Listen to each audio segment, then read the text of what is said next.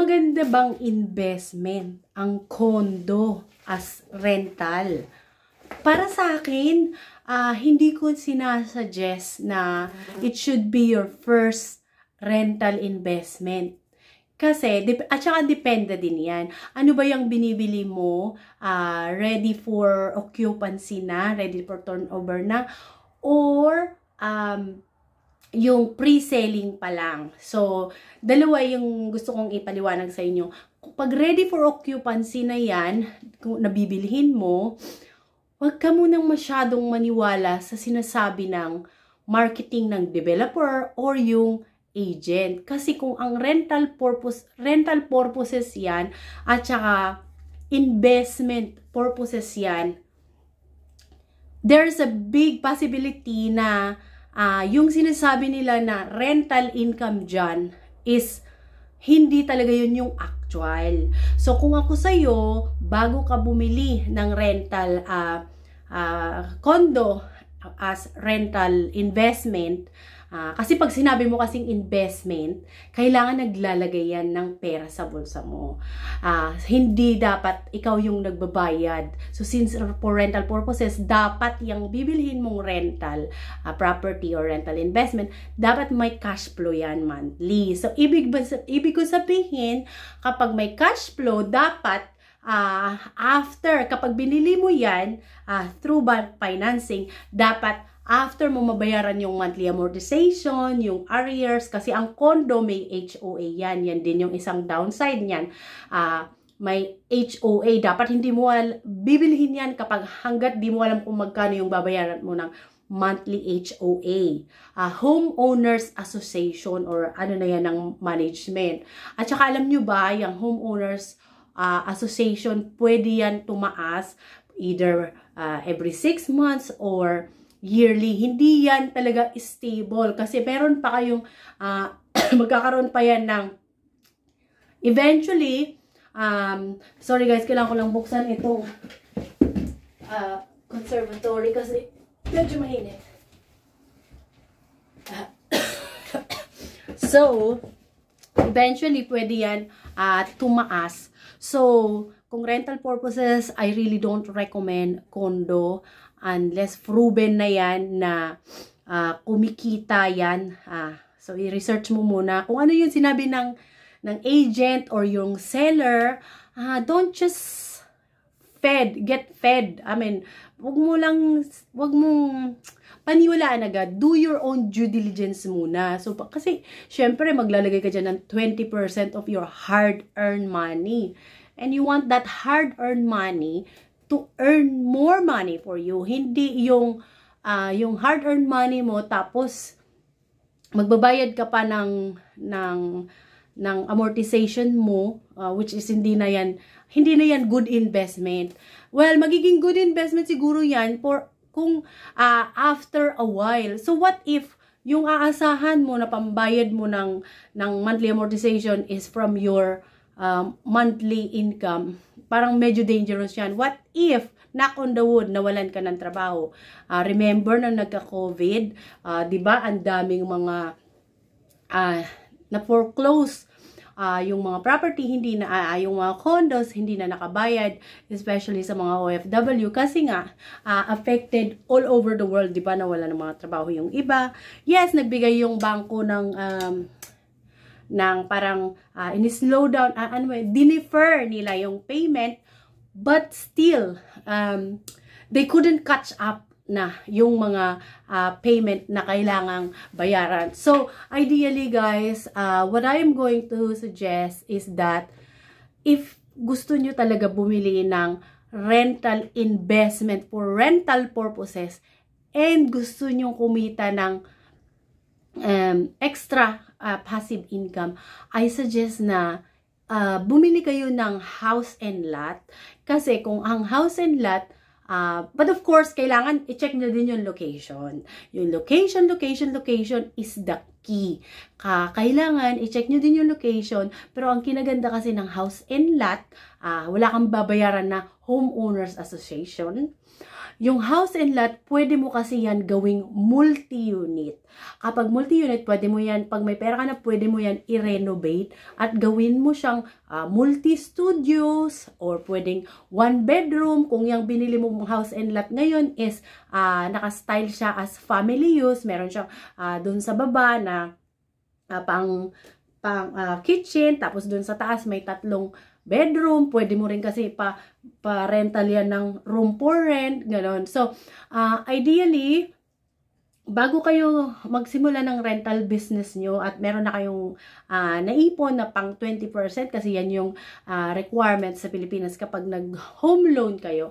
So, ideally, I would suggest to have a look on distress like house and lot, hindi condo. Kasi yung condo talaga, there's a big risk na hindi talaga kayo magkakaroon ng cash flow. And then, recurring ang payment nyo ng HOA. Unlike doon sa house and lot, meron kang chance na palakihin yun. Meron kang chance na i-turn into multi-unit. Yung condo ngayon, ang liliit ng space. At saka, magsimula ka muna sa smaller na house and lot and then gradually make it bigger. Kasi kapag nagsimula ka sa worth 6.5 na condo, pero magkano lang this is one example. I've been contacted gusto ko lang i-share sa inyo para maging aware kayo. So, I have been contacted almost, hindi ko na nga mabilang siguro nasa 50 or mahigit na nagre-reach out sa akin to see if they can get help na kung pwede ko daw saluhin yung condo nila kasi hindi na nila mabayaran. So, one of the na kumontak sa akin is meron siyang loan na total amount of 6.5. 1 year na siyang di nakakabayad. Binigyan na siya ng PS Bank ng final notice para ma-foreclose. He wants me to parang saluhin yung niya. But for 1 year, and then also, yung space ng condo na binibenta niya sa akin is very small. I think it's 2 bedroom, but it is very small. Parang 35 square meter lang. And then, yung rental doon, tinignan ko, yung mga comparison ng rental doon is like 18,000 to 25,000. And kailangan fully furnished na siya. Pero, ang monthly amortization niya, guys, is 52,000. 52,000. So, kung kukunin ko yon, okay, fair enough. Ako, sa position ko ngayon, pwede na akong mag-diversify. Okay na sa akin ang appreciation. Or pwede ko siyang i-flipping. But there's no guarantee na pwede ko yun mabenta. Kung siya nga, hirap na siyang ibenta. How much more later kung kukunin ko yon? So, honestly, hindi ako talaga tumatanggap ng condo. Actually, meron akong condo, isa lang. And I tell you honestly, yung renta doon is just enough to pay the monthly amortization. Pero, yung fire insurance mo, hindi pa yun kasama. So, I still have to pay for my own pocket. Yung fire insurance at saka MRI, mortgage redemption insurance. Yung MRI kasi kaakibat lagi yan, hindi yan pwede na hindi mawala. Kasi kapag nadedo ka, yung family mo, hindi na kailangan magbayad ng loan. Hindi yan mapuforeclose, diretso mapupunta yan sa heirs mo. So, ayun yung kinaganda. So, kailangan mandatory mo yan babayaran. So, yun na guys, kaya pag bumili kayo ng condo, hindi lang kung magkano yung presyo na pinagbibentahan sa inyo. Isipin nyo din meron kayong monthly amortization. Apart from monthly amortization nyo, may fire insurance kayo na yearly. Meron din kayong mortgage redemption insurance. Medyo malaki-laki din yan. Tapos, homeowners association. So, imagine nyo So, kailangan, dapat pag nag-invest kayo sa condo, kayang-kaya niyang bayaran lahat niyan. And on top of that, dapat meron din kayong cash flow. So, cash flow talaga, never invest into property kapag walang cash flow. Especially kung ito yung first rental investment nyo. Kasi kung hindi, mababaon kayo. At saka kapag nawalan kayo ng trabaho, there's a possibility na hindi nyo na mabayaran yan at mapoforeclose. So, ito, recommended ko to sa mga OFW, especially nasa ibang bansa pa sila, to invest into something na magka-cash flow agad. So, kung tatanungin nyo naman sa akin, saan ba ako pwedeng mag-invest? Nandito ako sa ibang bansa, pwede ba yun? Yes, pwede. Kaya ang sinasuggest ko sa inyo, pag-aralan nyo muna, self-educate, makinig sa mga rental businesses na may experience na. If you can join networking with the rental networking, mas maganda kasi matututo kayo. Read some books, educate, self-education, education. Pero syempre, kapag marunong na kayo, dapat you have to take action. Kasi baliwala lang din lahat yung pinag-aaralan nyo kung di rin kayo nag-take ng action. So anyway guys, I hope na nakatulong ako, nagkaroon kayo ng idea kung bakit hindi ko talaga sinasuggest ang condo as your first rental investment. Kasi yun yung mga downside. Hindi talaga siya, it's not for everybody. Well, if you have the money to buy the cash for that condo and sa'yo, like, kumita lang ng kahit 4%, 3%, okay na, that's fine. But if you're an OFW and you're going to use a bank financing, definitely I will not suggest condo because it won't make money for you and it will just put you at risk. So, yes. So, please do check my other videos para matuto kayo and yeah, just learn from it. And then not only me, you can also watch other rental business owners sa Pilipinas na may mga experience na. Only use a reference guide from people na nakapag-invest na. Kasi alam nyo naman ngayon sa social media, marami na yung mga nagko-content ngayon, pero they are not really that experience yet. So, hindi ko naman sinasabi na expert ako by any means. But, yeah, do check my videos para lang magkaroon din kayo ng idea kung sino ako. And, I do live abroad. And I want you guys to adopt the same. So, hopefully, gusto ko din maging successful kayo. Kahit OFW kayo.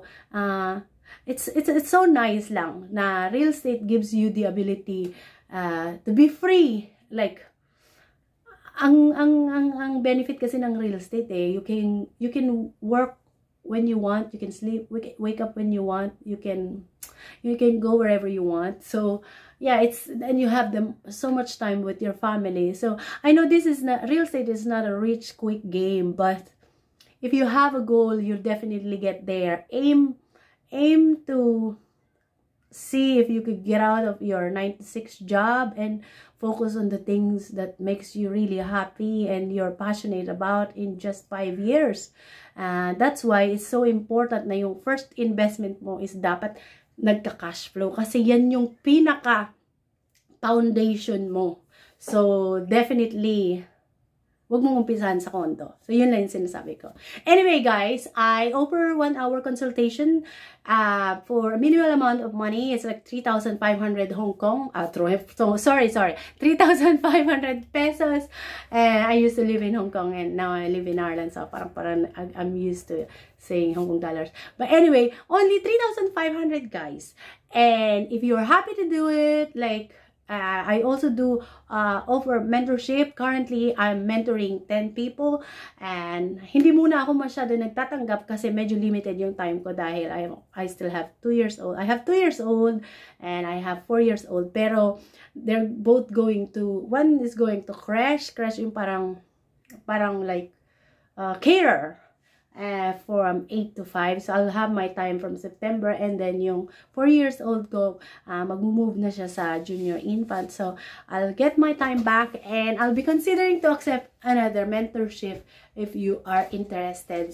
But, anyway, guys, thank you so much for watching. And please don't forget to leave your comment. If you have any other questions, leave your comment. I'll be very happy. And thank you for those of you who's always leaving some comments and saying you've learned and thanks for and saying thank you that I share all these ideas and may natutunan kayo sa akin. Please do share also to other people if you do believe na may natutunan, may matutunan din sila para lahat tayo matuto and maging successful. So, yun lang naman yung gusto ko is makatulong din sa inyo para magkaroon ng kaalaman and just be financially educated and just be financially independent one day. So, thank you and I'll see you in my next video. Bye from Connemara, Galway, Ireland. So, hopefully you can come and visit Ireland because Ireland is beautiful. Bye now.